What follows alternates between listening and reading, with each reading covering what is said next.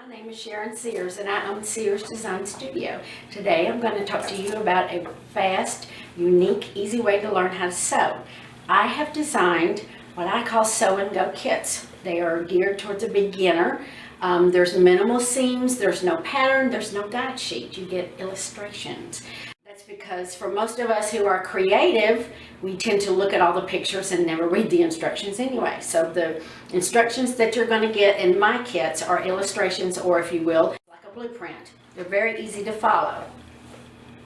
And when you start out sewing, you need a good sewing machine. This one is a basic one. This is what my students, when I teach, learn how to sew on. It's very basic. All you really need is a straight stitch and a zigzag, and you can master anything. The more you do the stitches, the easier it is for you to drive. We're going to start out with what I call training wheels, which is your training wheels for your car that you're going to drive, which is your sewing machine. And what you're going to get in your training wheels, you will get 2 pieces of cotton fabric, which this is very sturdy. This is probably the easiest fabric for people to sew on. And you're going to start with your cotton first. You're going to put it under the presser foot. You're going to put your presser foot down, and then you're going to start with the top of your stitches, whatever machine you've got. And I want you to do every single one of these stitches on your cotton fabric. I want you to do them at least 3 times on both of these pieces of fabric. Repetition, yes.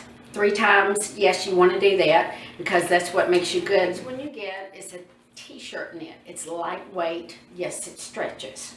You also get a piece of fleece, which does not stretch. This is very easy to work with and it does not fray. This is wonderful. And you also get a sweater knit that stretches. The reason why I picked these particular fabrics is because almost all the kits that I offer, one of these 4 fabrics is what you're going to be using. Now, what you want to do is get familiar with your sewing machine. So you want to start by threading your machine properly. Make sure you've got a brand new needle in it. Make sure you have it in the correct way. Your bobbin is full. Then I want you to start with your cotton fabrics and you put them under the machine. Put your presser foot down. Get your gas pedal out, your foot control, and step on it and start at the top up here with the very first stitch. And I want you to do every single stitch that's on your sewing machine. I want you to do it on every piece of fabric that I gave you. And some of these fabrics that stretch, you're not going to like the stitches on them, but you will find one that you do like. That's the whole idea. Find something that you like.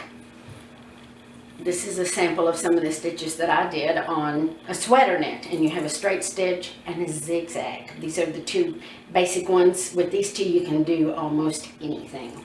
After you have mastered all of your stitches on all of these kinds of fabrics, and again I want you to do these at least 3 times on each piece of fabric because you need to really learn how to handle your machine or drive your car. Repetitious, yes. Boring, yes. But it makes it easier and easier for you to handle that car or drive this sewing machine. After you master all of this, the next thing that you're going to do is you're going to get a maze in there, which this is what your maze looks like. And you're going to start right up here at the top, put this ink mark right in the middle of your presser foot.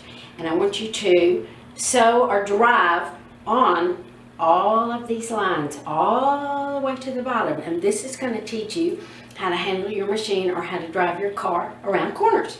This is not as easy as it looks. Do this more than 1 time.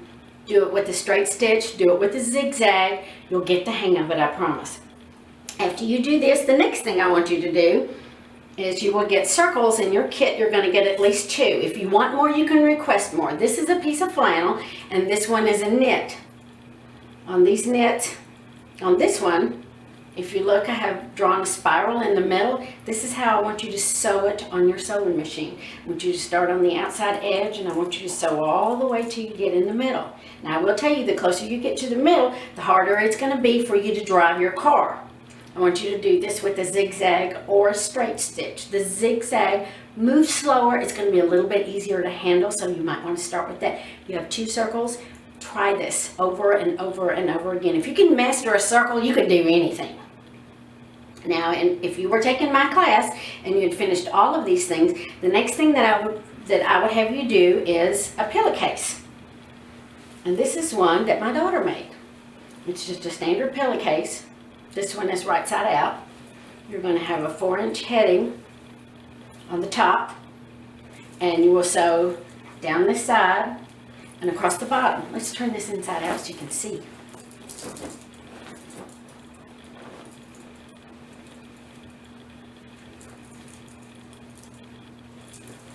After you do your 4-inch heading at the top here, so you can see it now, then you will sew from the top here, straight down, and then across the bottom. Now I will tell you this, at the top up here, since this is such a stress point, you do want to do a back stitch. What's a back stitch? It's the reverse on your sewing machine, or if you go in reverse on your car. You want to sew backwards and forwards because it is a stress point, and when you put your pillow in, this is going to be the first place it tears. And we're going to offer you today training wheels, which would be all of your fabric swatches. Your training wheels for your sewing machine is $15. And a set of 2 pillowcases, which the pillowcases come packaged like this, and there are 2 pieces in there.